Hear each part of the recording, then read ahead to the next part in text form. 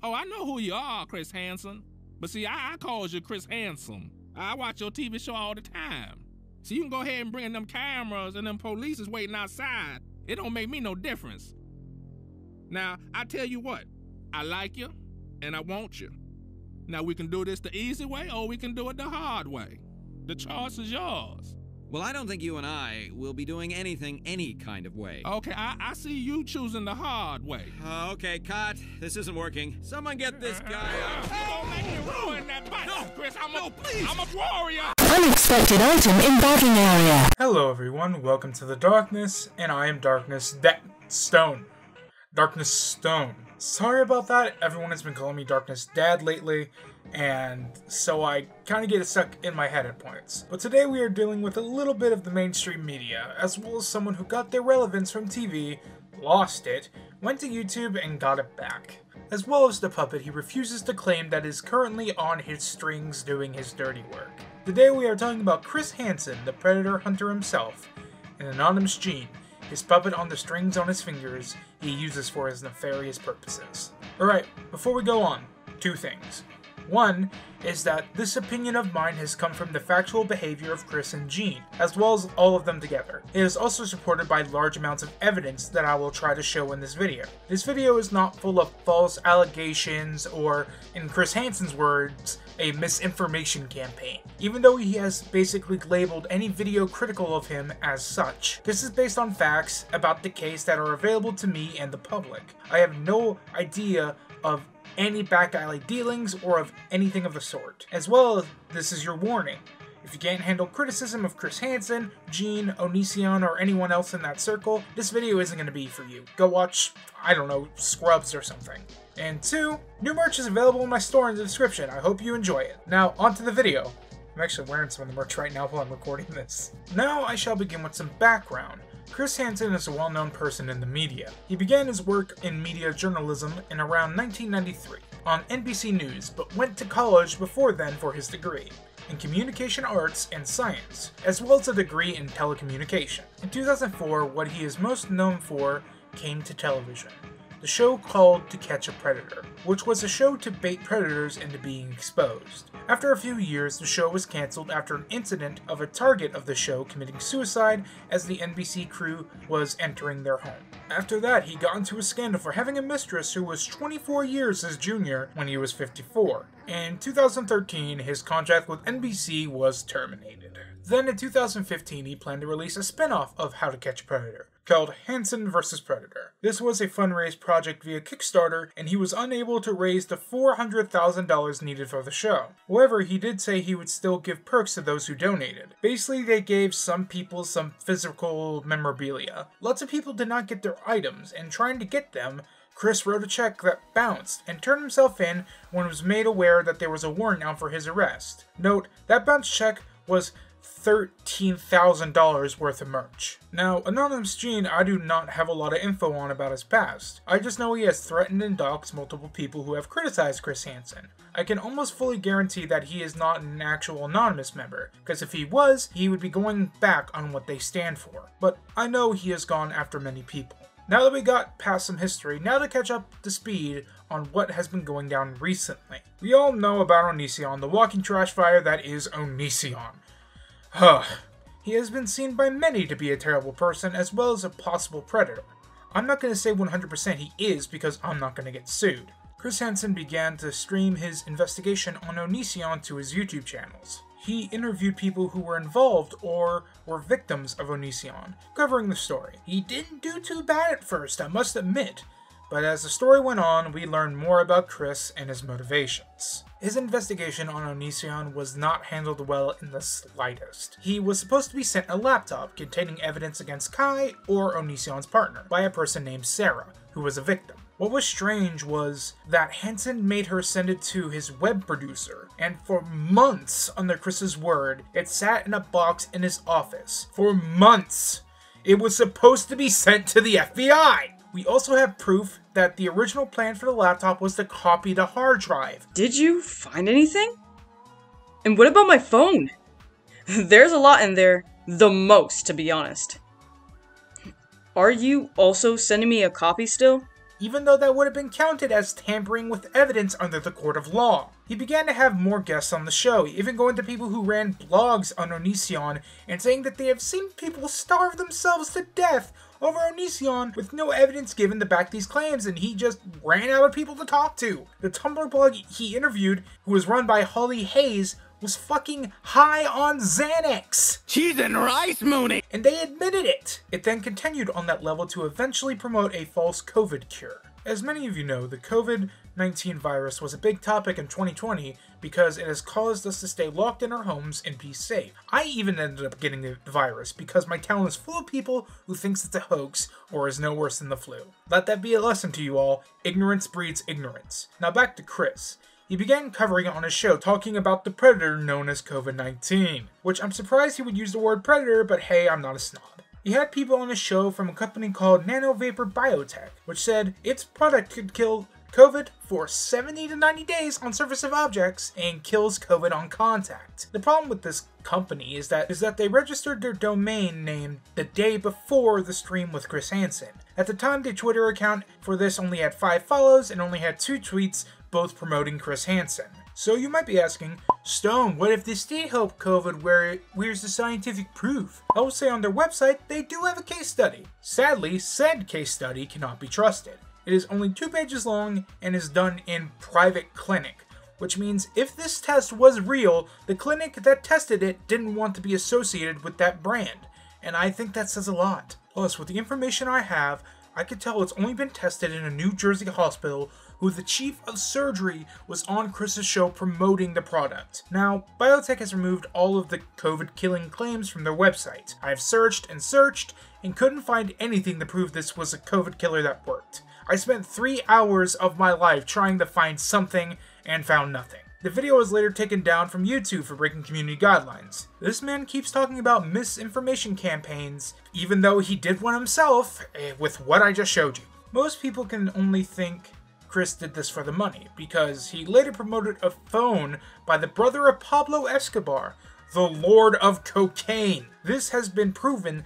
that these phones are just a Samsung Galaxy Fold, but Chris still promoted it, and even they were used on the website before he copyright striked it. So you can see that Chris's word can't be worth much, because he has been selling his word on a site called Cameo for $50. One thing we have also come to learn is how Chris handles critics. He doesn't give them a good argument, he doesn't show them any proof to the contrary, he just blocks whoever criticizes him. So much so that people have been making a meme of it. He criticizes others for a living as a journalist, but can't handle it when people are doing it back to him and his own work. I just can't fucking see why his mental state is like that. I have also found Chris to be extremely fucking petty. Not only blocking people, but when someone called him out because someone else got an interview with Onision, and did it well, mind you, in response, he just posted a picture of his Emmy.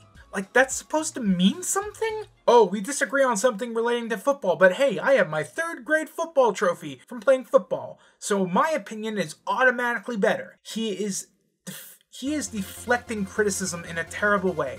So bad it doesn't make him look at all like a journalist. It makes him look like Keemstar. At least Keemstar was actually able to get an interview with Onision. Another petty thing Chris has done is him clapping back at a YouTuber who criticized him in the documentary he made about Onision that is going on public television. Oh yeah, he made a documentary. This was his way to get back into mainline television, and of course getting all the money that comes with it. Now, I have seen it, and from what I have learned from Chris Hansen and his actions, I cannot see it as him actually wanting justice for the victims, because many of the victims didn't want to be involved with Chris anymore, because of how poorly he handled it. Like my friend Pinkley Bee, by the way, go follow them, was offered to be in the documentary, but refused to do so. I even gave advice to them not to go through with it, because even the victims didn't want this. They specifically asked for their stories and likeness not to be used. Chris, if this is truly for the victims, then why are you going against their own fucking word? It also been shown that the documentary isn't above lying to its audience. You heard me right. For a documentary, they doctored and edited evidence. One tweet made by a Twitter user called @SpookyLord on Twitter. He made a tweet stating that Shiloh, a victim of Onision, has lost all credibility. This was because she led a hate campaign against a user called Nicholas DiOrio calling him a predator with the hashtag deplatform predators. They called Nick that for the completely wrong reasons. He wasn't a predator. He was criticizing Shiloh and Chris Hansen. That wasn't the only information they got wrong. I got this video clip from the lovely Jacqueline Glenn, who I think is quite entertaining. Chris Hansen lied right to everyone's face in the documentary. Play the clip. I think when he joined YouTube in 2006, people were overwhelmingly supportive of him being on the platform.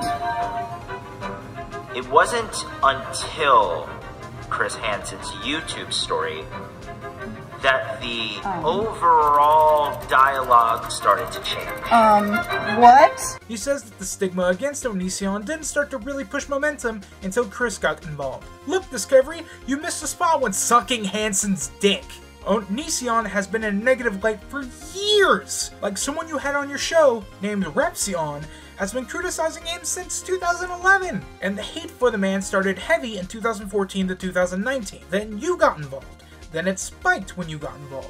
And then it went down again. Like, here is a petition that was released 3 years ago. He has been YouTube's punching bag for years, before Hansen got involved, and people have been trying to get him off the platform for years as well. They also stole content from a YouTuber called Blair White, who said they did not like that their content was used in said documentary. This whole documentary is just a huge dick suck to Chris Hansen, trying to push him in a good light.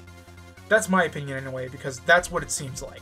They then turned it around to make it look like anyone criticizing Chris Hansen looked evil. They only allowed one criticism of Chris Hansen and how he handled the situation, but that's really it. Chris Hansen states that people seem to be upset that he came in as a non-YouTuber and brought the case to the next level.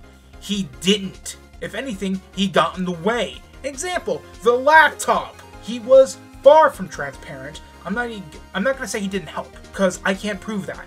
But Chris, we can all tell that this was done to further your career. If you were wanting to do it specifically for the victims, you would have listened to them about not having their stories used for profit, and would have handled it without taking it to the TV. But you still took it to TV because you could profit off of it. They even played a clip from Repsion, and they tried to turn it onto YouTubers saying that, I think along the way, there was resentment because I came in as a non-YouTuber and took this investigation to the next level. They know that anytime they criticize me or invoke my name in any way, it adds clicks, profits, money. Chris, you are trying to make us all look like the scummy ones, but let's take a look at your channel, shall we? All of these videos that you have produced, with the exception of the Repsion interview and the Dangers Within video, all of these have Onision in the title somewhere. Usually at the end with the title discussing Onision. You could literally be told that you have done no better than what you are criticizing others for. You are literally calling the kettle black here. The Repsion one actually still counts, because he was a big person when it came to criticizing Onision. He was part of said topic. You put his and Onision's names in the titles to get likes and views, just like you are calling everyone else out for doing. Plus, it's fucking a stupid argument. YouTube videos are supposed to be clicked and watched, and many may not click on something that doesn't interest them unless the video is on the nose on what it is talking about, aka putting the name of your subject matter in the title. God damn, the script is already past 10 pages. We're not even to Gene yet, damn. I'm going to say this, we're not even close to done, because with Chris, we also have to cover Gene, because he's a huge part of this as well. Because he has worked for Chris Hansen, and that was proven through screenshots that Gene himself leaked. Will he know it's you from the messages you sent?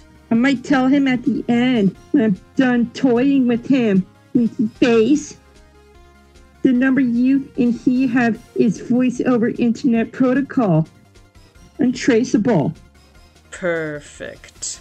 As well as from Chris himself. In the mid-top left of the screen is a phone number, and that has been proven to be the number of Chris Hansen. How do we know that? Because he has released a picture without censoring the top, and people who have contact with Chris has confirmed that it was his actual number. With this information, as well as Chris's word on Instagram, we can know for certain that he has had contact and has been working with Gene. Gene has even shown that he has sent links to people to Chris that Chris should block or avoid. Now that we are on to Gene, we could talk about how someone who is under Chris's belt and what they have done. Gene could be in a lot of legal trouble. He has flat out admitted that he's doing it with malicious intent. He was blackmailing John Swan, a detractor of Chris Hansen, with his docs, if he did not remove the video he made on Chris Hansen.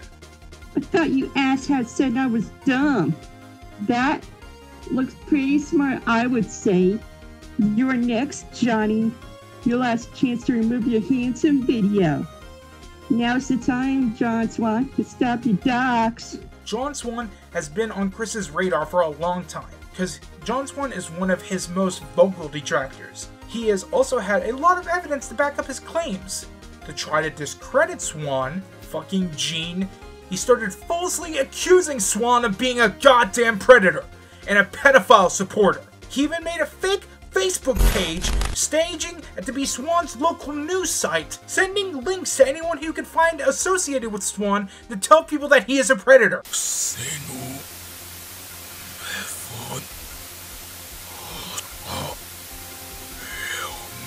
How fucking sick in the head do you have to be to do this kind of shit? Breathe. He has also made accounts using the names of Swan and his family. Lastly, he also doxed Swan's 15-year-old sister, making sexual jokes about the sister and posting porn on Twitter.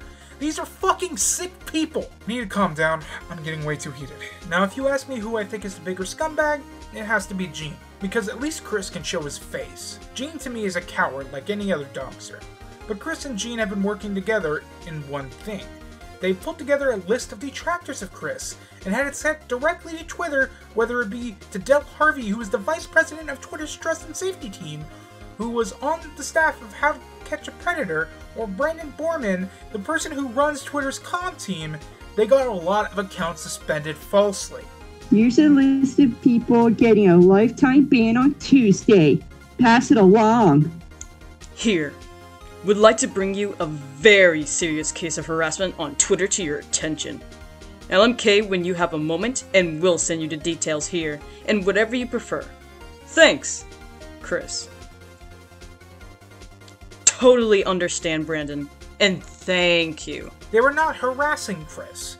They were not spreading misinformation or spreading a misinformation campaign. They were giving criticisms to Chris and how he works with people, as well as fighting back against Gene. Now, the reason that the people who got suspended, they were given this reason, because they were violating the rules against platform manipulation and spam. That is 100% false. These people were calling out Chris, what he was doing, and what Gene was doing. They were calling out Chris's lack of transparency with his investigation, and proving his involvement with Gene using evidence. How was that platform manipulation?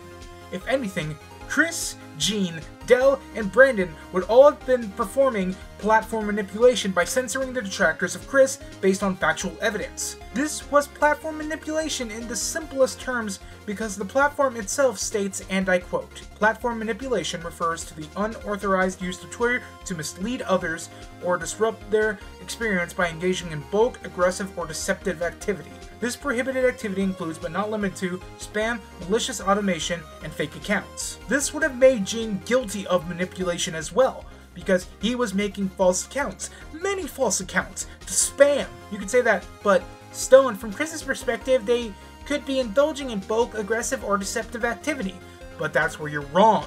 If you claim that everyone coming against someone for doing something wrong or lying to the public is counting as everyone being part of bulk, then it's time to ban everyone who criticized Trump, anyone who liberally agreed with Trump, anyone who criticized James Charles, and there's many other reasons to be heavily criticized. If you're going to hold yourself to your rules to the standard, do it for everybody. The aggressive comment could be understandable, but Chris Hansen, a TV personality who has some, if not a great amount of credibility, they would need to do their best to have their voices heard or they would be silenced, like they did with Twitter, which they tried to do, as you can see from them contacting their contacts at Twitter to suspend those who did not agree with them. Lastly, they were far from deceptive, because they were backing all of their claims with facts and evidence. If anything, all of the opposing side has been manipulating platforms such as YouTube, Facebook, Twitter, and now television. Because Gene put a false copyright strike on Swan's video and made a false Facebook account to harass him, and Chris and all his allies at Twitter have all broken Twitter's rules against platform manipulation, and he has also lied to the public on his documentary. Gene has even broke the spam because he spammed Dell to get her attention because he was making accounts to harass and dox. Speaking of Gene, the mods in Chris Hansen's Discord server says that he should not be involved with Gene because it affects badly on him. A-Star should be more concerned about a criminal harassment investigation, as well as a separate civil action for falsely accusing someone of being a pedophile. As for Gene, I can no more control them more than I can control the lying Weasel, John Swan, or any of the other basement-dwelling, hating, non-contributing, low-lying members of the Keyboard Warrior Club. Not sure where you get your information, but no one was included in the documentary who didn't want to be in it. You should be careful about embracing and sharing a false narrative created by people with a corrupt agenda. So not only is Chris calling people names pitifully, may I add, and claiming that he does not control Gene, yet he's been shown to be in contact with Gene and being able to communicate with him. Now for a discussion. Now that you have all of the pieces together, and feel free to do your own research and to even disagree with me, we are now going to have a discussion on this matter. In the beginning, I thought Chris was actually trying to help his victims. He was a big name that could bring Greg down with the right amount of work and skill. Sadly, as things went on, we learned that Chris didn't have this skill and did not want to do the work. He thought he was, sure, but he wasn't. The laptop itself was a huge example of this. He said to the victim that he had FBI contacts and that the evidence on said laptop could help with the case. He did not handle the evidence properly. He didn't even handle it in the way he said he would. If Chris did what he said he would do, he would have contaminated the evidence, making it unusable. It's clear that he didn't have the skill needed to handle this case. Chris, to me, is extremely unprofessional from all evidence that I have seen. His treatment towards critics, as well as calling them names, is just kinda sad. He doesn't come across as someone with any kind of factual backing or who has any history working in said profession. He just kinda throws his name around like it means something, or just had his name makes him credible. Just, it doesn't. You still need to back your claims. His unprofessionalism is what is alienating him from those who actually care about the story, the people who have been involved in this for years, and those who care greatly for the story itself. His lack of transparency is what was his final nail in the coffin for many. The transparency that Chris is lacking is from both his investigation and with who he was working with. The largest example of this is Gene. Chris denied working with Gene, who had a terrible reputation from his actions when it came to doxing and many other things. Even though Chris denied working with Gene, even though there was an overwhelming mountain of evidence of the opposing side, and there was messages of Chris talking to him, as well as talking about who to block, it was quite clear that he was having Gene work for him, even though he was denying said fact. Chris has followed accounts that Gene has made that have no other followers aside from Chris. With all of this evidence, he has failed to be transparent when confronting said evidence. If the mainstream media got involved with this, his reputation would be ruined. His character would have been tainted by him and him alone. He is destroying his own credibility, and sadly, he cannot see it. The seat has become full, Chris. You have filled that seat to the brim. Now, that has had me cover most of the aspects of this, or at least how much I wish to cover before I lose my sanity. I'm sure all of you can tell my opinion on Chris and Gene at this point. I wanted Chris to deuce this story to get justice for the victims, but he traded that in for profit. I've seen better trades at fucking GameStop.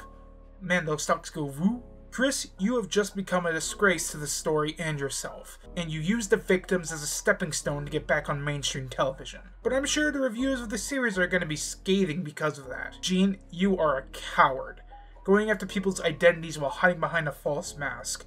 I pity both of you greatly. I'm sure you're going to try to twist my video saying it's some sort of misinformation campaign, like you do for most of your detractors, but you need to give me evidence first. You have even put your Twitter on private now.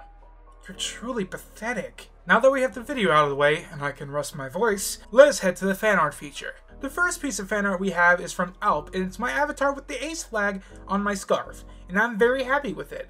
I don't care if you're ace, bi, gay, French, I don't care. You're welcome to my community and you are valid. No maps though. If you're a map, you're immediately getting banned. Trans rights are human rights and all of that. Thank you for this peace help. Next is from Brad on Discord, with me being a dad, with their avatar as a young kid. I guess they're coming with me now. You know, I've actually thought about rebranding to Darkness Dad at points, or something, because of how much you all love it. Brad, as I said before, I love your art style. It's one of my favorites. It's so cute and smooth and a personal favorite of mine. Next is from Bushy S. Cypher on Discord, and they made this amazing looking darkness coming from the portal from the darkness. He looks pissed. The way you drew the darkness is... The way the darkness is drawn in the background and the shading is so well done. Thank you so much for this. Next is one from Crazy Kiwi Productions on Discord. They actually did a speed paint of this on their own channel, and it's of me being a dad and giving some advice. Wholesome things indeed. Next is from Crazy Fo IX on DeviantArt, or Crazy Fox, with the old scarf design and darkness being flustered. I actually found this fan art completely by accident.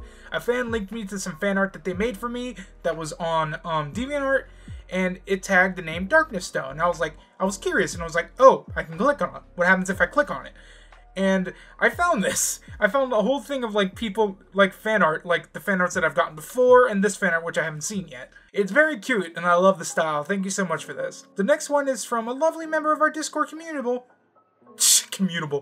Next one is from a lovely member of our Discord community, the Lovable Jackie. They made this sweet and extremely well-drawn fan art of Darkness having some tea. Everything in this picture is gorgeous, with the definition of the hair, the layers of the scarf and clothes, and how the paws look. This is an amazing piece from an amazing person. Thank you so much. Up next, an extremely impressive piece of fan art, like $100 commission level, by Komeda or Bailey on my Discord. The manic look in the face, the details with all the shading, all the little details.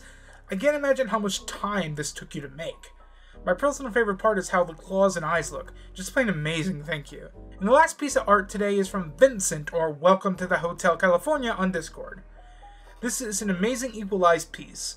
It also has the old scarf design, but I still love it very much. And I love how flowy the style is, and you did an amazing job with the glasses. Thank you so much for this. And guys, that will end this video. I hope you guys enjoyed, and until next time, enjoy the dark.